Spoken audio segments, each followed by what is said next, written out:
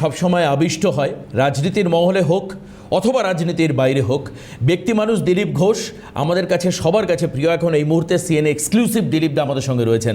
দিলীপদাকে স্বাগত জানাই আজকের এই অনুষ্ঠানে। দিলীপদা, যে বিষয়গুলো আমার মনে গতকাল থেকেই মনে হচ্ছিল যে আপনার সঙ্গে একবার আলোচনা করলে ভালো হতো। আমি দেবাশিস রয়েছি স্টুডিও থেকে। দিলীপদা, কালকে যে একটা প্রধানমন্ত্রী বলছেন যে এমন একটা ভোট কাস্টিং হলো গতকাল, যেটা গত 50 বছরের রেকর্ড, প্রায় 93% ভোট কাস্টিংকে ছাড়িয়ে গেল। এই যে মূলত গত কয়েকটি বিধানসভা লোকসভা থেকে বেশি ভোট পড়লো, কিসের ইঙ্গিত?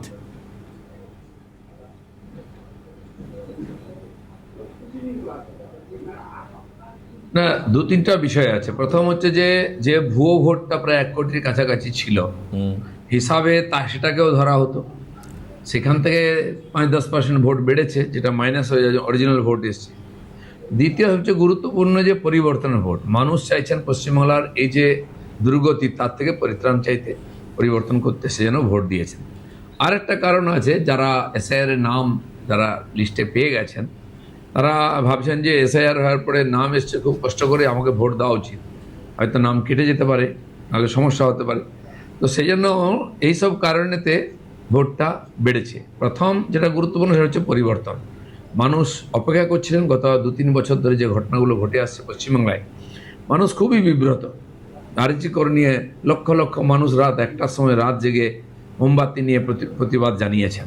সেই ক্ষোভগুলো মনে ছিল, তারা সুযোগ খুঁজছিলেন। ভয়ের পরিবেশ কেটে যেতেই সবাই বেরিয়ে গিয়ে ভোট দিয়েছে।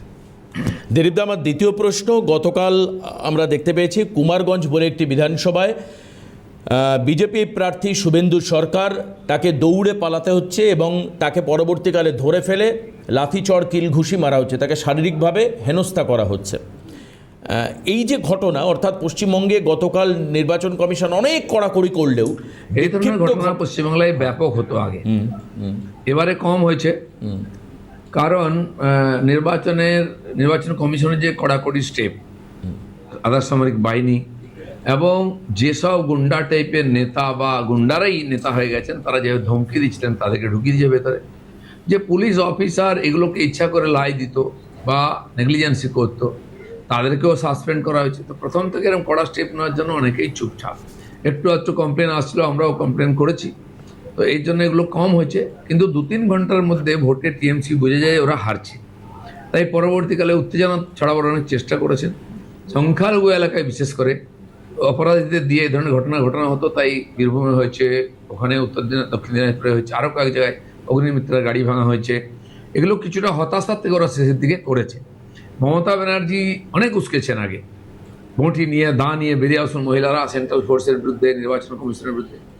চিফ নির্বাচন কমিশনারকে কালো ঝান্ডা দেখানো, গো ব্যাক বলা, এইগুলো করে লোককে খেপাবার চেষ্টা হয়েছিল। কিন্তু নির্বাচন কমিশনের যে মুড দেখেছে ওরা, না কেউ আর ডান্ডা খেতে আসেনি, সব বাড়িতেই ছিল। সেই জন্য নির্বিঘ্নে ভোট হয়েছে, ভোটও বেড়েছে। আচ্ছা দিলীপদা, আরেকটা ছবি দেখলাম, খয়রাশোলে দেখলাম সশস্ত্র বাহিনীর সামনে একদল মানুষ, আপনি হয়তো ছবিটা দেখেছেন খয়রাশোলের, সেখানে ইট তুলে কেন্দ্রীয় বাহিনীর দিকে মারছে। আপনার কি মনে হয় এখানে কেন্দ্রীয় বাহিনীকে কোনোভাবে মিস ইনস্টিগেট করবার চেষ্টা করা হচ্ছে, যার ফলে আবার একটা শীতলকুচি হয়?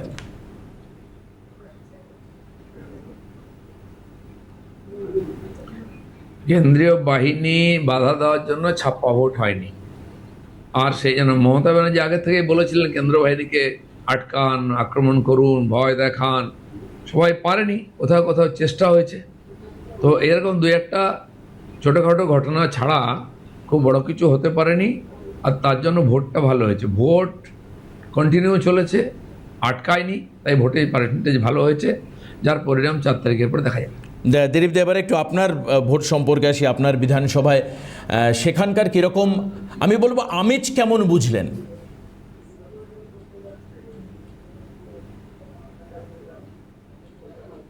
না, কালকে এত গরম ছিল, এখানে লোকে অসুস্থ হয়ে পড়ছিল, ভোটকর্মীরাও খুব কষ্ট পেয়েছেন। যারা ভোটার বা আমাদের যারা বুথকর্মী বুথের বাইরে বসেছিলেন, যারা আমরা ঘুরছিলাম, সবার কষ্ট হয়েছে।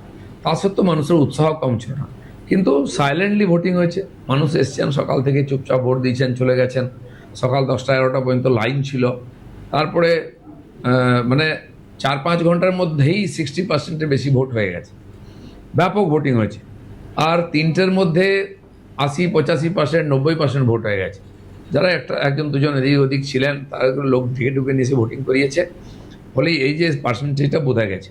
সব জায়গায় উৎসাহ ছিল এবং নিজের আগ্রহের তাগিদে লোকেরা এসে ভোট দিয়েছেন। এটাই সত্যিকারের গণতন্ত্র হওয়া উচিত এবং হিংসামুক্ত নির্বাচন পশ্চিমবাংলায় আমরা কল্পনা করতে পারতাম না। যখনই 2 পেজে নির্বাচন করবে কমিশন ঘোষণা করলো, এটা খুব বড় চ্যালেঞ্জ ছিল। আমরাও বলেছি এটা খুব চ্যালেঞ্জিং, ঐতিহাসিক ঘটনা হবে সফলভাবে হলে, কিন্তু ওরা করে দেখিয়েছেন ঐতিহাসিক ঘটনা।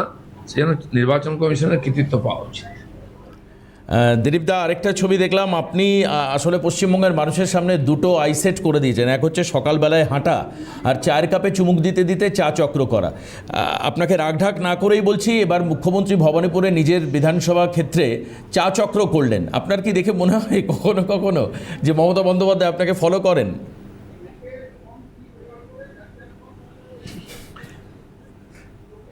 দেখুন, ব্র্যান্ড তৈরি করে তাকে ব্র্যান্ডিং করা, এটা নিজের মতো করে হয়। আমরা তো চাওয়ালার লোক, তো আমি চা চক্রের মাধ্যমে কলকাতা এলাকায়, যখন আমাদের পার্টি দুর্বল ছিল 6-7 বছর আগে, কেউ বেরোতো না, ভয়ের পরিবেশ, কোনো রাস্তা ছিল না, আমার মনে হয়েছিল কলকাতা ছাড়া তো যেতে যাবে না। গ্রামে পার্টি পঞ্চায়েত জিতছে, শহরে ক্যান্ডিডেট নাই। তো আমি তখন গিয়ে সকালবেলা মর্নিং ওয়াক করে কলকাতার কোথাও না কোথাও বসতাম, ঠেক দিয়ে 10 জন 20 জনকে নিয়ে গল্প করতাম। লোকে দেখে বলতো ওইটা বোধহয় দিলীপ ঘোষ বসে আছে, কেউ চিনতো না। সেইটা পরবর্তীকালে জনসভা হয়ে যায় 21-এর আগে, তো লাভ পেয়েছি। পরবর্তীকালে এটা আমার অভ্যাস হয়ে গেছে, যেখানে যেতাম সকালে বেরোতাম, কোথাও না কোথাও চা খেতাম। তো লোকে ভাবলো ওই বোধহয় এইভাবে বিজেপি শক্তিশালী হয়েছে, আমরাও করি, আমাদের পার্টির নেতারাও ফলো করেছেন। এটা একটা ব্র্যান্ড হয়ে গেছে, জনসম্পর্কের একটা মাধ্যম। কোনো খরচা নাই, ঝামেলা নেই, তামঝাম নাই, সাধারণ মানুষের কথা বলুন, তাদের মুডকে বুঝে নিন, এটা সুবিধা হয়েছে আমাদের। বেশ। এটাকে অনেকে ব্যবহার করছেন। একেবারে। দিলীপ দা, আমার শেষ প্রশ্ন, গতকাল আপনার গাড়ির চালক আপনাকে বললো না যে দিলীপ দা এবার তো আপনার গাড়ি ভাঙলো না?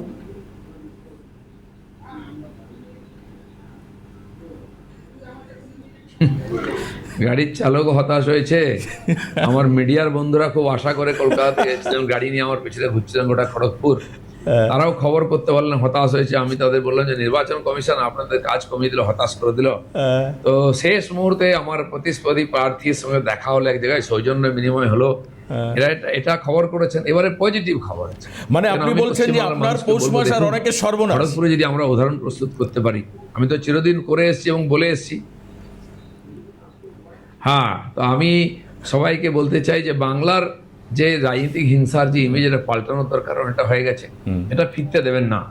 এই গুন্ডা, ডাকাত, সমাজ বিরোধীরা যারা সমাজকে কলঙ্কিত করছে, রাজনৈতিক পার্টিকে অধিকার করে নিচ্ছে, টিএমসির মতো পার্টিকে, তাদেরকে বিচ্ছিন্ন করুন রাজনীতি থেকে। এটা সাধারণ জনতাকেই করতে হবে। বেশ। সৌজন্যের রাজনীতি করেও এখানে রাজনীতি করা যায়, উন্নয়ন করা যায়, সেটা আমরা দেখিয়েছি। সারা পশ্চিমবাংলা যেন এটাকে অনুকরণ করে। একেবারে। অনেক ধন্যবাদ দিলীপ দা আমাদেরকে সময় দেওয়ার জন্য। দিলীপ ঘোষ, আপনি সুস্থ